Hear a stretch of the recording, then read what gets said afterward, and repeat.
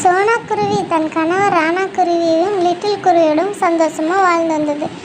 சோனாக்குருவிக்கு லிட்டிலை வெளியே கூட்டிகிட்டு போய் 4 பேர் பறவைகள்கிட்ட அறிமுகப்படுத்தி பறக்க கற்றுக் கொடுக்கணும்னு நினச்சது. மற்ற பறவைகள் எப்படி நடந்துக்குவாங்கன்னு சொல்லி கொடுக்க நினச்சது. அதனால என்ன சோனா, பாப்பாவை வெளியே கூட்டிகிட்டு போய் பறக்கவே, நானும் வேலையிலேருந்து சீக்கிரமாக வந்து நதிக்கரைக்கு அழைச்சி கொண்டு போகிறேன் அப்படின்னு சொன்னதும் லிட்டில் குருவிக்கு அவ்வளோ சந்தோஷமா. ராணாக்குருவி வேலைக்கு போனதும் சோனாக்குருவியும் லிட்டில் குருவியும் வெளியே பறந்து போய் ஒவ்வொரு பறவைகளாக பார்க்க போனாங்க. முதல்ல அவங்க புறாக்கா வீட்டுக்கு போனாங்க. புறாக்கா வீட்டுக்கு வந்தோடனே வீடு பூட்டி இருக்கிறத பார்த்துட்டு லிட்டில், அம்மா அம்மா அவங்க வீடு பூட்டி இருக்குமா அப்படின்னு சொன்னது. ஆமாம் லிட்டில், அவங்க வந்து இறத்தடி வெளியே போயிருப்பாங்க, வா நம்ம போகலாம் அப்படின்னு சொன்னோம். சோனாக்குருவியும் லிட்டில் குருவியும் பறந்து அந்த டயர்டில் ஒரு மரத்தடியில் உட்காந்துச்சான். அப்போது சோனாக்குருவி லிட்டில்கிட்ட இப்படி சொல்லிச்சான், இங்கே பாரு லிட்டில், யாராவது உங்ககிட்ட வந்து பேராசை தர்றாப்புல வார்த்தையை கூறினா நீ அவங்கக்கிட்ட கேட்கக்கூடாது, அவங்கள விட்டு தள்ளி வந்துடணும், அவங்கக்கிட்ட ஏதோ ஒரு ஆபத்து இருக்குன்னு நீ புரிஞ்சுக்கணும், சரியா அப்படின்னு சோனா லிட்டில்கிட்ட சொல்லிச்சான். சோனாவும் லிட்டிலும் நதியண்டைக்கு வந்தப்போ அங்கே கிச்சு காக்கா உட்காந்துருந்தான். என்ன சோனா, உன் மகன் நல்லா பறக்க கற்றுக்கிட்டா போல் அப்படின்னோடனே லிட்டில் வந்து அம்மா சோனா பின்னாடி வந்து ஒளிஞ்சுக்கிச்சான். உடனே சோனா, லிட்டில், இவங்க கிச்சு காக்கா, இவங்கள பார்த்து ஏன் பயப்படுற, இவங்க உன்னை ஒன்றும் செய்ய மாட்டாங்க அப்படின்னு சொல்லிச்சான். உடனே லிட்டில், அம்மா எனக்கு உங்களை பார்த்தாலே பயமாக இருக்கு அப்படின்னு சொல்லிச்சான். நான் என்ன அப்படியா இருக்கேன் அப்படின்னு சொல்லிட்டு கிச்சு காக்கா, நான் போய் ஆந்தையை பார்க்க எனக்கு வேலை இருக்குது அப்படின்ட்டு போயிடுச்சான். உடனே லிட்டில், அம்மா அவங்க ஆந்தையக்காவை பார்க்க போகிறேன்னு சொல்கிறாங்க, அதை அவங்கள சாப்பிட்றாதா அப்படின்னு கேட்டதுக்கு சோனாக்குருவி, இல்லைம்மா, அது வயசான அந்த காட்டில் இருக்க பறவைகளெல்லாம் பாதுகாத்துக்கிட்டு இங்கே தான் இருக்குது அப்படின்னு சொல்லிச்சான்.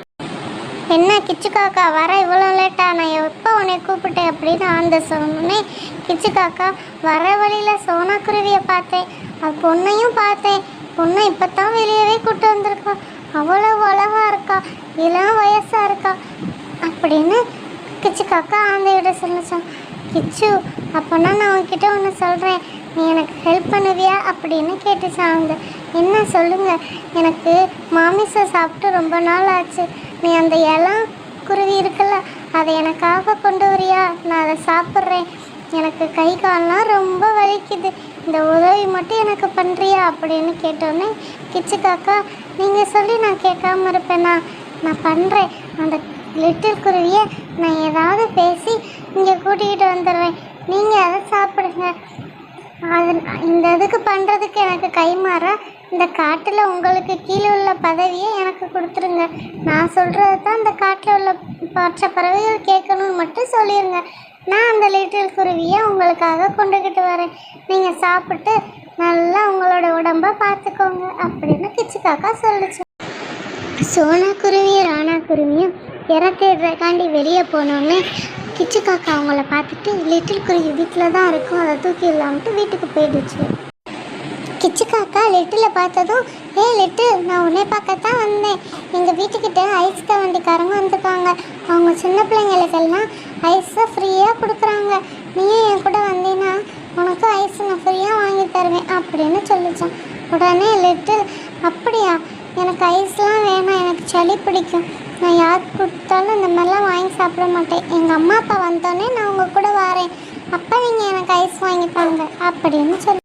கிச்சு காக்கா நம்மக்கிட்ட பேராசையை காட்டுறாங்கன்னு சொல்லி ஆபத்து வந்தால் அந்த இடத்த விட்டு போயிடணும்னு அம்மா சொன்னதை ஞாபகம் வச்சு கிச்சு காக்கா வீட்டுக்குள்ளே போயிட்டு, இந்த வரேன் கிச்சு அங்கிள், நீங்கள் சொல்கிற இடத்துக்கு நான் வரேன் அப்படின்னு சொல்லி போய் சொல்லிவிட்டு உள்ளே போய் கதவு பூட்டிக்கிச்சான். கிச்சு காக்கா எவ்வளோ கத்தியும் வெளியே வரலையாம்.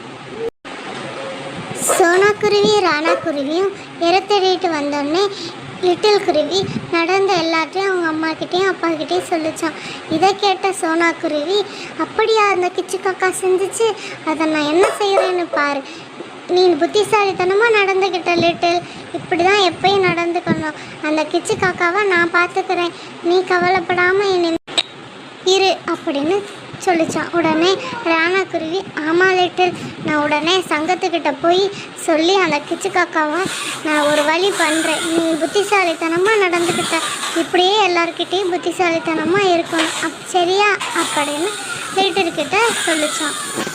கிச்சு காக்கா நடந்ததையெல்லாம் ஆந்தைக்கிட்ட வந்து சொல்லிச்சான்.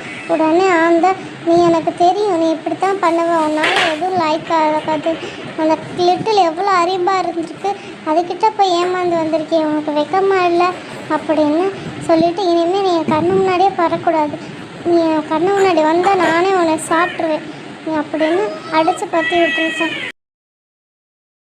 பார்த்தீங்களா ஃப்ரெண்ட்ஸ், எவ்வளோ பெரிய ஆபத்தான விஷயமா இருந்தாலும் பேராசை என்றதுக்கு நம்ம மயங்காமல் இருந்தோம்னா நம்மளை எந்த ஆபத்தும் வந்து சேராது. இந்த லிட்டில் மாதிரி நாமளும் பேராசைப்படாமல் இருப்பதை வைத்து அளவுடன் வாழ்வோம் ஃப்ரெண்ட்ஸ். பாய்.